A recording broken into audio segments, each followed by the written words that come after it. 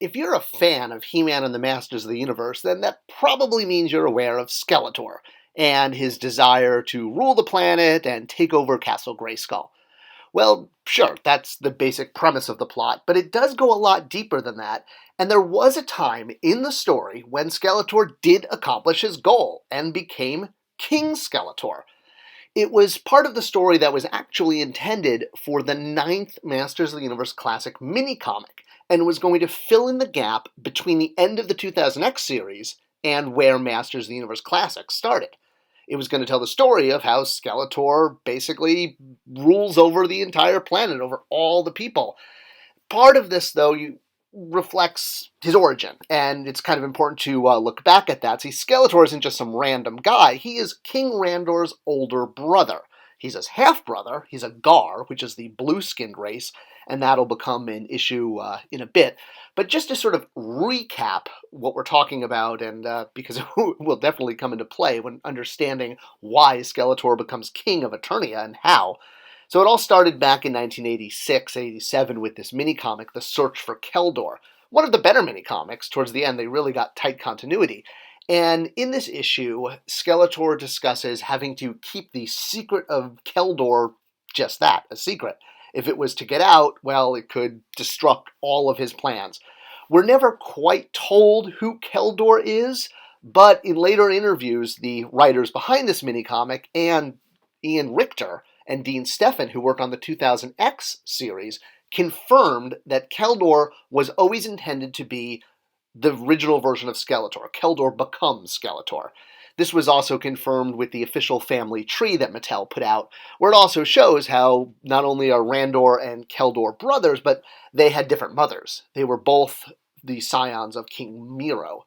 It wasn't until the Netflix show, the CGI show, that we actually not only met Keldor on screen as Adam's uncle, but where we got to see his full transformation into Skeletor. It was hinted at in 2000X, and we saw a lot happening sort of off-screen and between scenes. But it was never confirmed in 2000X until the interview that Keldor and Skeletor were one and the same. All right, so now that that's been established, and the idea of King Skeletor, because as the older brother, of course, Keldor had the right to the throne, and this is explored in the fourth Masters of the Universe Classic mini-comic, The Secret Origin of Skeletor. I won't, again, recap the whole thing. I've already done a video on this, and it's actually one of the most popular videos on this channel, so you can definitely check it out. I'll link it at the end of this. But the quick version is that Randor and Keldor once fought side by side as brothers in arms during the Great Unrest. Very much kind of like a Clone Wars, Anakin, Obi-Wan kind of thing, before Anakin goes to the dark side.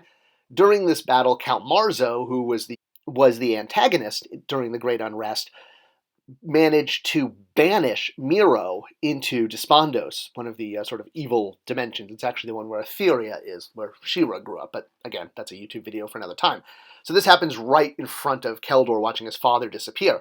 Of course, the crown should pass to the firstborn, to Keldor, but there is a inherent, discrimination against the Gar race. It's for a few reasons, partially because they had technology that they wouldn't share with the barbarian races. I did actually have a video on this as well.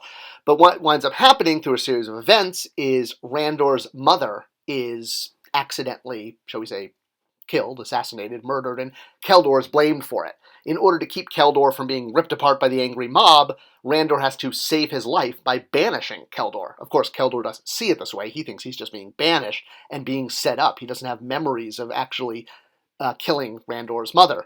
There was some bit of Hordak behind the scenes pulling strings. You can tell from the cover of this issue. That's where we see Hordak moving around pieces like a chessboard. Sort of your hint that he's the one who sort of caused all these events. And Keldor, basically, after being banished, wanders Eternia until, of course, he runs into Hordak's temple and is able to make contact with him. Again, all part of Hordak's plan. He's sort of, like the Palpatine behind the scenes. And he trains Keldor in the ways of the dark arts, teaching him both magic as well as, just basically, I guess you could call it combat, or, just turning him into a badass warrior, even more so than he was, especially now that he's able to add magic to his repertoire and he's not just a swordsman. So Keldor becomes pretty powerful, in time even getting a hold of the Havoc Staff, one of the few magic objects in Eternia that touched the Starseed, which is the kind of magic battery in the center of the planet. any object that touches it allows the user to then use that object to tap into the magic of the starseed. So that's why the Havoc Staff was important. And Keldor recruits lots of evil warriors. Some he bribes, some he blackmails, some he befriends, and they have a big battle against Randor and the Masters. This is told in the very first episode of 2000X, and we see an acid vial that's being thrown at Randor, blocked, flies back at Keldor's face, burns his face off, and he now has to go pleading to Hordak to save his life. Hordak's able to do this by merging Keldor with an interdimensional being called Demoman. And this creates Skeletor. It's not Demoman, in charge. It's not like a Venom, symbiote thing. It's more that Demoman just increases Skeletor's powers. All right, so now we're ready to jump back into where 2000X left off. And if you recall, we had gotten to the point that the Snake Men returned, and with the help of Evil Lyn, had overthrown Skeletor, and King Hiss took Snake Mountain, which was originally his, banishing Skeletor to the dungeons. The 2000X series only made it to episode 39. Episode 40 was included as a comic book adapted from the script that was included in a DVD release, and that's basically as far as we got. Luckily, though, going back to that interview that Ian Richter did on He-Man.org, he goes into a lot of detail about what was planned for the series if it had continued to a third season. And this was really what the bios in Masters of the Universe Classic was based on, because the idea was always to continue the 2000X story, which was really a retelling of Filmation, so that's where the impetus came from. So we left off with Skeletor trapped in the dungeons of Snake Mountain, his own temporary fortress, and King Hiss ruling it. And that's where things get awesome. Okay, but to close the loop and try to do this in a way that actually matches some printed material that's out there, the next time we meet up with the Masters, they are living in these caves underground, the caves of Tundaria, and it turns out that they need more firepower than ever if they're going to go against King Hiss, and it turns out they need Skeletor, and that he's going to be their ally in this. Alright, so this kind of, I get it, felt out of left field, so let's show how this connects. Now, it all goes again back to that interview that Ian Richter did explaining what was going to happen in 2000X. All right, so where we left off in 2000X, in episode 39, the comic book for episode 40, was, well, we had recently learned that Snake Mountain wasn't just one lone snake or a sculpture of a snake, but it actually, well, one, had 3 heads originally, not just one, but was actually the petrified form of Serpos, a demon god, I don't know, like, Cthulhu-esque, monster thing. H.P. Lovecraft, I don't know. But, on that scale, if you will. So that's the climax of what would have been the midpoint of Season 2. So that was half of Season 2 was He-Man and the Masters have to fight off this giant snake demigod Serpos thing that is Snake Mountain come to life, and He-Man, of course, does it, saves the day, and everything is awesome. Of course, Zodak played a huge role, and He-Man notes that he couldn't have done it without Zodak. And Zodak flies by, and that's how we leave it. All right, well, King Hiss is still out there, and so are the Snake Men, and they're more powerful than ever because King Hiss is now ruling Snake Mountain, even though it's been restored back to stone once again, and Serpos is not the weapon that he had. He still has a lot at his disposal. So Zodak realizes the only way to stop King Hiss is to free Skeletor. Let's just say Zodak really doesn't like King Hiss. What can you say? King Hiss ate his brother alive. Alright, so Zodak's got a big beef against the Snake Men, and King Hiss in particular, and deal with the devil. If they can free Skeletor from the dungeons of Snake Mountain, well, they can use him. Of course, Skeletor turns the tables and quickly takes over Snake Mountain again and has a diabolical plan, which is to create a fake version of He-Man, but present him as having the blue skin of the Gar race, taking advantage of a pre-existing prejudice against the Gar. So, Faker He-Man confronts King Randor and tries to, what looks like is that he's killing King Randor, but what he actually does is he banishes King Randor to Despondos, because King Randor is Skeletor's brother, and deep down he does love him and doesn't want to kill him, but he just wants him out of the way so he could have his throne, and that's kind of his moral compromises. But it looks like Faker, i.e. He-Man, is a Gar and is responsible for killing Randor. At least this is how it looks to the public at large. And so, of course, everyone now rises up against He-Man, going, oh my gosh, He-Man just killed our king.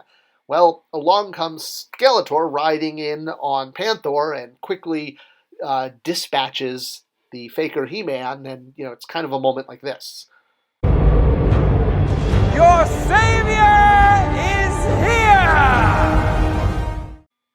So, of course, Skeletor coming in victorious reminds everyone how evil He-Man has been and how he was only acting for good. It felt he was the one who knew He-Man was bad the whole time. So while there's prejudice against the blue-skinned Gar race, well, they'd rather have, the fact that this Gar, Skeletor, slew the evil Gar that had killed their king was enough to sway people to Skeletor's side. And to show this visually, at least in the Classics line, we wanted to take advantage of the different versions of Skeletor, the different variants from the original line. So the next up was Dragon Blaster Skeletor. This was a figure that had a pretty cool action feature, same one really as Cobra Khan, where water would go inside. In this case, it was Skeletor's backpack, which was shaped like a dragon, and you press down on the head and it would spit out water. I do think it would have been really cool to have gotten to a proper Skeletor as King of Eternia action figure. And I imagine if Classics had kept going, we would have gotten to something like this eventually. But with the goal to pump out all of the vintage variants, since the next one we had up was Dragon Blaster Skeletor, it was decided that, well, this would be the battle armor that he wears when he's ruling Eternia, after he has dispatched Faker.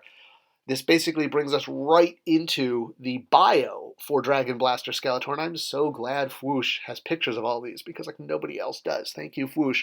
So this basically just spells out how, yes, Skeletor took over, and then, but the Horde came back, and the Snake Men came back, and now it's this giant three-way battle, and the Masters are in the caves of Tundaria as rebels in their own land, the renegade Masters of the universe, because people think He-Man killed King Randor. And it turns out they now need Skeletor's help in the final battle, which we see in the third issue of the MOTUC Classic minicomics, the second Ultimate Battleground, a giant battle with all the characters, your entire toy box thrown on the floor, and special attention to Skeletor here, because this is actually important. You'll notice Skeletor, when charging into battle, is holding a gun. Granted, it's a kind of demonic Scully gun, but a gun nonetheless, and he's, blasting people with it. This is because he's been greatly reduced in power after being thrown off the throne, no pun intended, by the return of King Hiss, teamed up with Hordak. They stole the Havoc Staff and stripped him of a lot of his powers. He's able to get them back during the battle when he grabs the Havoc Staff back from a dying King Hiss, and now powers up again. He's been on low power mode since being dethroned by King Hiss and depowered, if you will. So he gets into a final battle with Hordak and actually winds up slaying Hordak, absorbing his memories and learning of the great Horde Empire, where he decides he no longer wants to be on Eternia and instead will turn his ambition to the entire Horde Empire out in the stars. And that's sort of the transition into the New Adventures phase, and a way of, again, linking the different versions of Skeletor. So while he was eventually overthrown, Skeletor did have some time ruling Eternia. It really took Evelyn freeing Hordak, who then freed King Hiss from Skeletor's trap. The two of them together were the ones responsible for overthrowing Skeletor and ending his time as ruler of Eternia. But from the overthrow involving the fake out with Faker, to his eventual overthrow by King Hiss and Hordak teaming up, that's kind of the missing puzzle piece in the story that is Skeletor and really Keldor, going all the way from his royal birth to him leaving Eternia for more greater ambitions. I know that some of the MOTUC storylines have taken Skeletor even a step further and turning him into not just a ruler but a god, and I thought that was awesome, and it's really cool to see Skeletor so powerful, but personally, I really love that we were trying to cover the time when he really just sat on a throne and ruled Eternia and achieved his goal. This is what he wanted and his birthright, and I think it's cool for the villain to at least taste some victory in every story. What did you think? Was this the final piece of the puzzle that linked together a lot of lingering issues with 2000X and Classics continuity? Skeletor on the throne, you heard it here. Share this video, like it, subscribe, all that stuff. It helps the YouTube algorithm. Thanks for watching, and I'll see you guys next time.